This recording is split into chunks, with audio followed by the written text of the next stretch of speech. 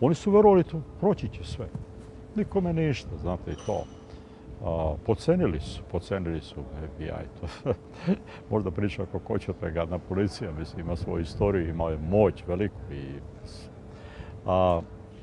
i tako, sve one priče, ali pitam mog brata, otkud mu je ta ideja?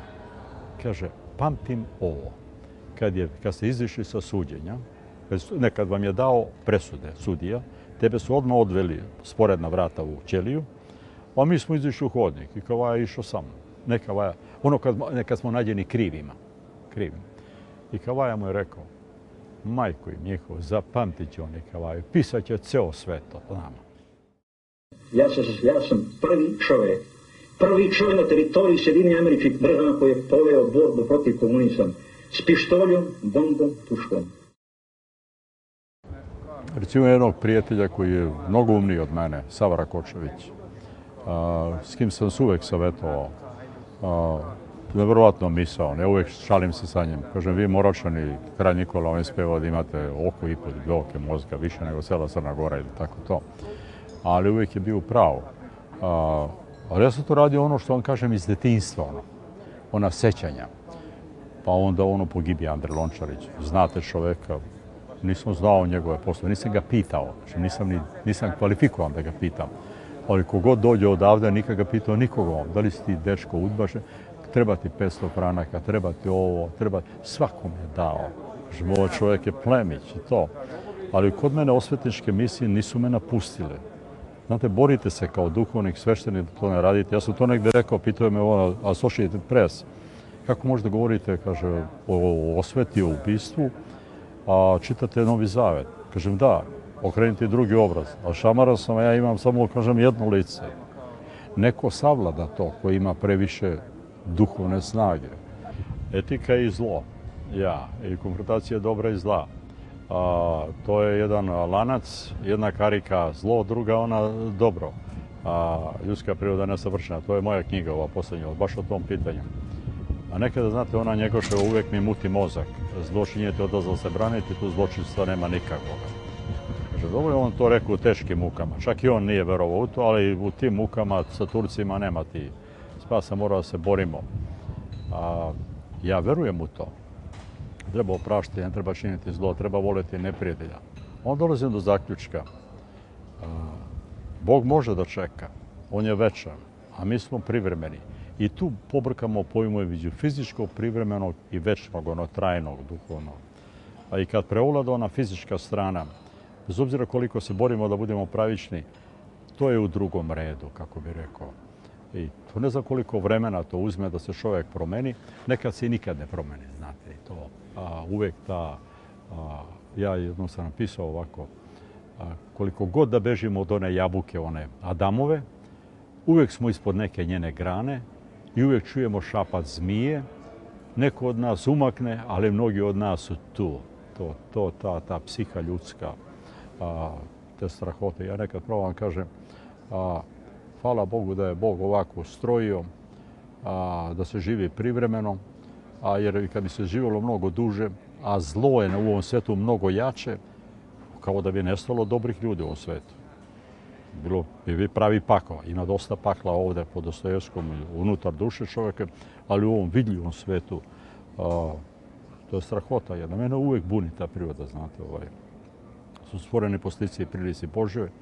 Gde je ta slika, ta volja Božja u nas? Pitam Kalezića, doktora Protu Kalezića, juče. Kažem, ja sam napisao to, vjerojatno ćeš me kritikovati, a on kaže, ne. Kaže, na pogrešnom si put. Kaže, naša ta dobrota je svedena do nule, skoro do nule. Kažem, nije baš skoro do nule, ali potencijalno ono postoji. Kažem, to je samo lepa reč, ali kad posmatrate dela, nije baš sve tako. Onda ja to, vjerojatno znate o Tomasu Hapsu, bio je školovan čovjek, živo je doba, pre 300 godina, savjetovao je carevi i kraljeve Engleske. Rekao, divota ako bi mi živjeli po slici i prilici Božoj, ali istorija ljudska je istorija krvi i laži, prevara. Ljudsko biće, čovjek je čovjeku vuk. Život je čovjekova borba svih protiv svakoga. Ali ima malo pameti, Pa ono iz straha jedan od drugoga počnemo da se dogovaramo kako da preživimo, znate, i to. Ali da razumem vaše pitanje. Verovatno nemam neki matematički odgovor, ne znam da ga iko ima, ali pita me jedan student. Mislim da je radio za policiju, a mora da uzme tu etiku da bi dobio taj njegov, kako kažu, degree, stepen i to. Me pita, pošto je teorija na Platona, da li možemo ljude da naučimo dobru ili se rađaju. On kaže, rađaju se. Platon kaže, dobrota je urođena, ali to je kao dar Božji. Oni koji imaju, i ako rastu pod dobrim uslovima, postaju bolji, cvetaju.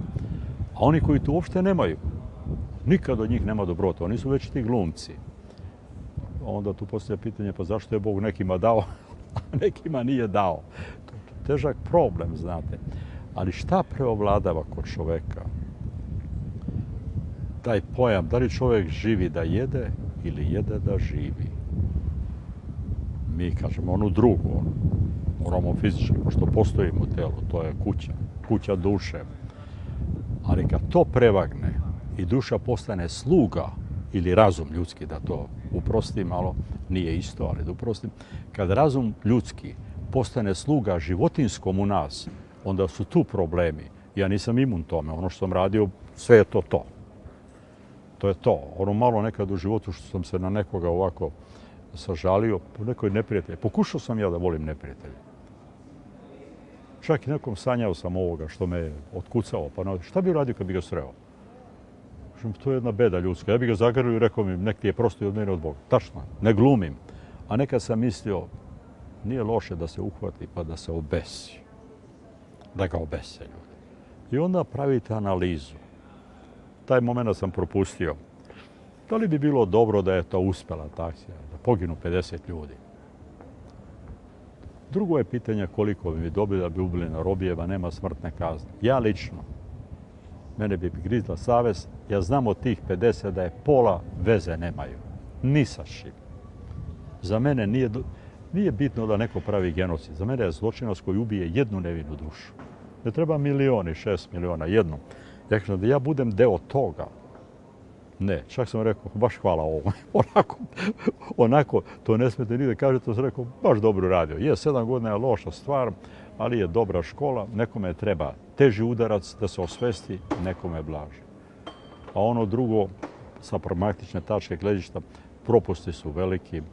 Da nije bilo toga, pa možda bi došli na vreme ovdje, stvorili neku stranku, možda bi neko pomogao, pa možda bi uspjeli, ko zna šta, bilo je veće ambicije i kod Vuka i kod onog ovoga, ali to su ljudske nade, znate, mnoge su od njih utopije, sve neostvarene nade su utopije.